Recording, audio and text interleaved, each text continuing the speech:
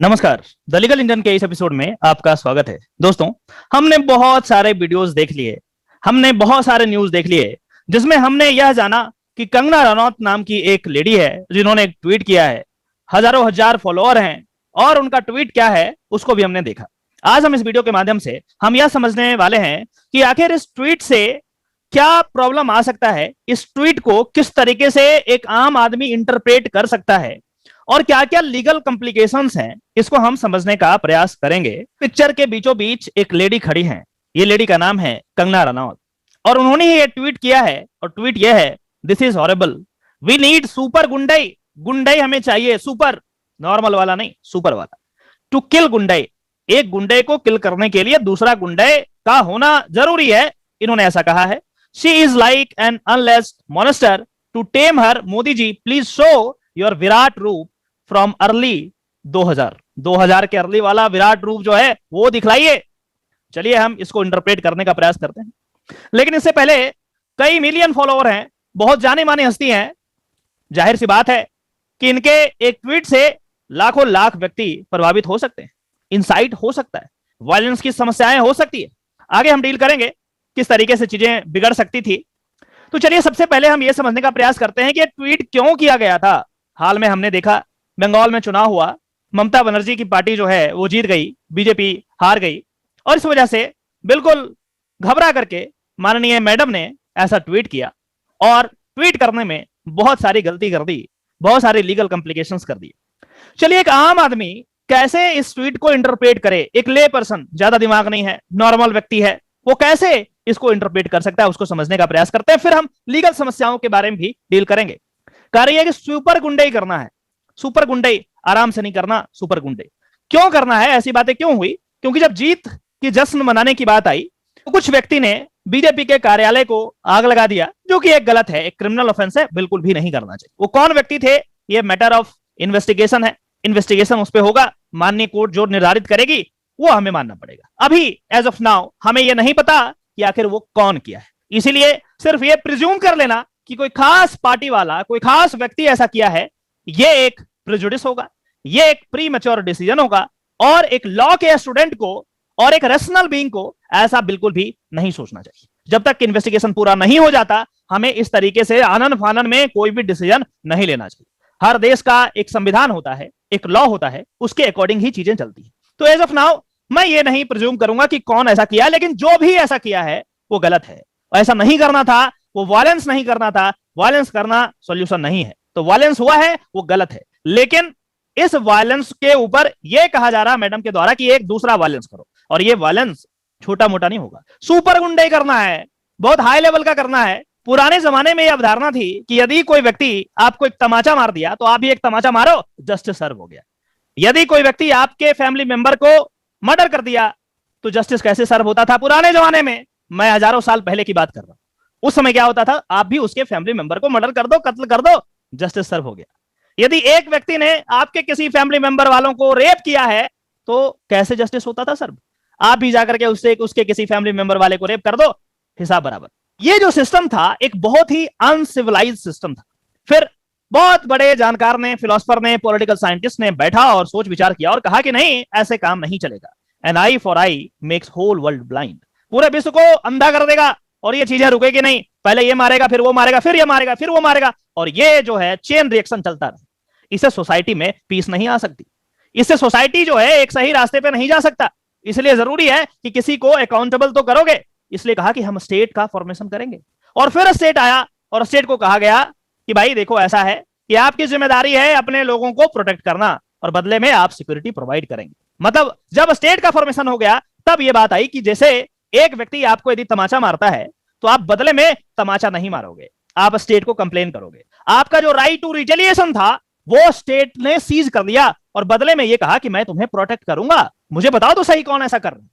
तब जाकर के हम एक सिविलाइज्ड वे में आगे बढ़ते चले गए, और आज हमने इतना सारा संविधान बना लिया, इतने सारे लॉ बना लिए, इतने सारे डेवलपमेंट करे हैं। और ये जो ट्वीट आज किया गया है बेसिकली हमें हजारों साल पीछे ले जा रहा है।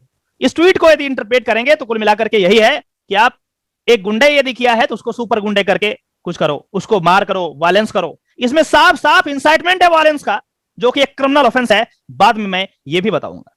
फिर कह रहे हैं कि टेम हर, ममता बनर्जी को टेम कर लो, कोई जानवर तो है नहीं कि उसको गला में पट्टा बांध करके खींच के आ जाएंगे मोदी जी, ऐसी बात तो नहीं है, बट ऐसी बातें इन्होंने करी है। फिर आगे बढ़ते हैं, कहता है कि विराट रूप दिखाइए, कैसा वाला? 2000 वाला। आप सारे लोगों को पता है कि 2000 में कैसा विराट रूप दिखाया गया था। गोधरा कांड हुआ था, हजारों लोगों की जानें चली गई थी। यदि आपको विश्वास नहीं हो तो गूगल पे टाइप कर लें, आपको पता लग जाएगा।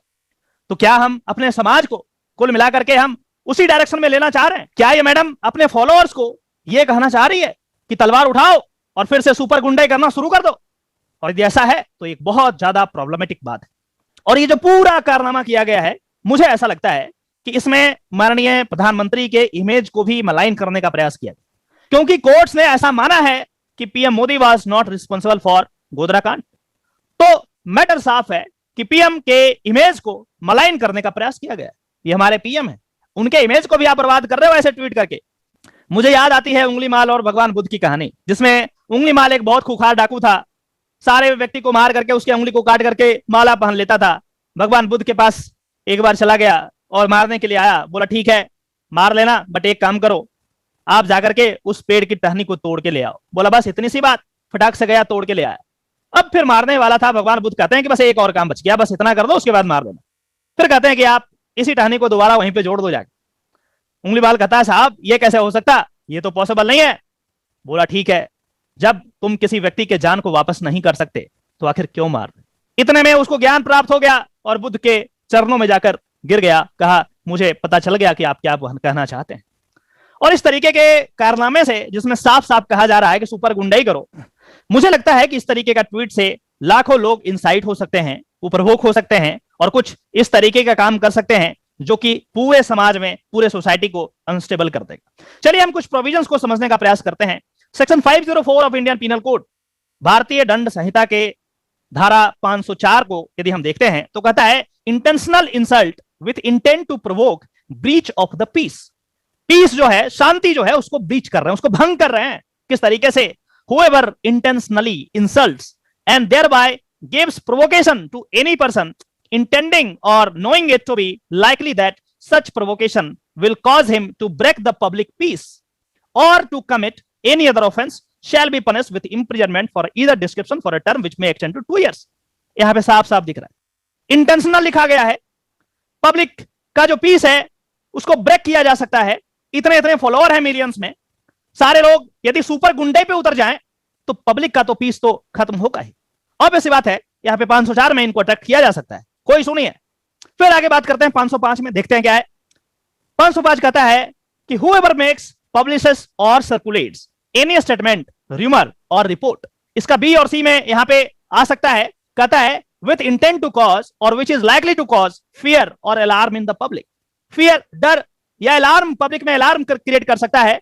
or to any section of the public whereby any person may be induced to commit an offense against the state or against the public tranquility or with intent to incite or which is likely to incite any class or community of persons to commit any offense against any other class or community shall be punished with imprisonment। और भी offence है, और भी चीजें हैं, लेकिन इसके अंदर में जाना नहीं चाहता।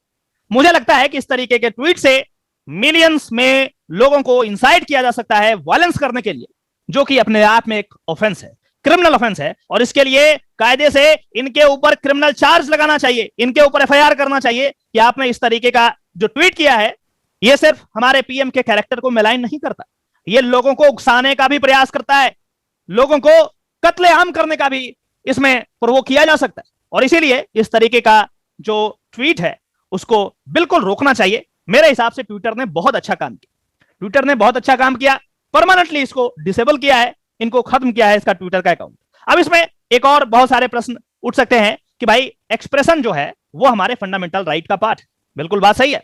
Article 19(1)(a) of the constitution उसमें बिल्कुल क्लियर कहता है कि आपको राइट है एक्सप्रेस करने का खुद को, लेकिन एक्सप्रेस करने का है, वायलेंस इंसाइट करने का नहीं है, कत्लेआम मचाने का नहीं है, लोगों को गुमराह करने का नहीं है। आप एक्सप्रेस कीजिए, आराम से कीजिए, हमारा संविधान है, हमारा लॉ है, आपको इजाजत देता है। लेकिन इस तरीके से यदि आप कत्लेआम कराना चाहेंगे तो जाहिर सी बात है, आप यदि ये चाहेंगे कि 2000 का एपिसोड फिर से 2021 में हो जाए, तो मुझे लगता है कि ऐसे लोगों से हमें डिसोसिएट करने का समय आ गया है और हमारे जितने भी व्यूअर हैं, मैं ये आपसे गुजारिश करता हूं कि आप रेशनल हो, चीजों को सही और गलत में बाइफरकेट करें। इतनी रेशनलिटी जरूर होनी चाहिए। आप लॉ को इसी तरीके से जानते रहिए, सीखते रहिए और हमसे जुड़े रहिए। चलिए फिर से मिलते हैं किसी और दूसरे टॉपिक में। तब तक के लिए नमस्कार, जय हिंद।